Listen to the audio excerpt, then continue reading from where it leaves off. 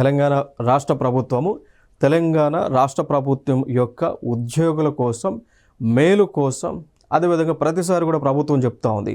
So ఉద్యోగుల కోసం government employees కోసం ఒక ఇన్సూరెన్స్ని తీసుకొచ్చింది. ఆ ఇన్సూరెన్సే తెలంగాణ యాక్సిడెంటల్ ఇన్సూరెన్స్ స్కీమ్ అని అంట.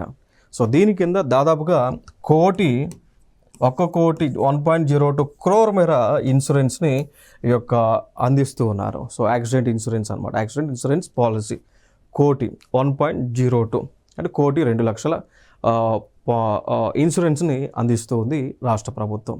ఇది యాక్సిడెంటల్ ఇన్సూరెన్స్ అనమాట. సో దీనివల్ల మరి ఎంతమంది బెనిఫిట్ అవ్వబోతూ ఉన్నారంటే దాదాపుగా ఈ గవర్నమెంట్ ఎంప్లాయీస్ 5,14,000 మంది బెనిఫిట్ అవ్వబోతున్నారు. గవర్నమెంట్ ఎంప్లాయీస్ వర్కింగ్లో ఉన్నవాళ్ళు. దానితో పాటు పెన్షనర్స్ కూడా ఈ యొక్క స్కీమ్ కింద ఎలిజిబిలిటీ వాళ్ళే 3.38+ lakhs పెన్షనర్స్ బెనిఫిట్ అవుతూ ఉన్నారు. మరి దీనికి ఏమైనా ప్రీమియం కట్టాలా? గవర్నమెంట్ ఎంప్లాయీస్ ప్రీమియం కట్టాలంటే no. State government will bear the premium as per the guidelines of this scheme.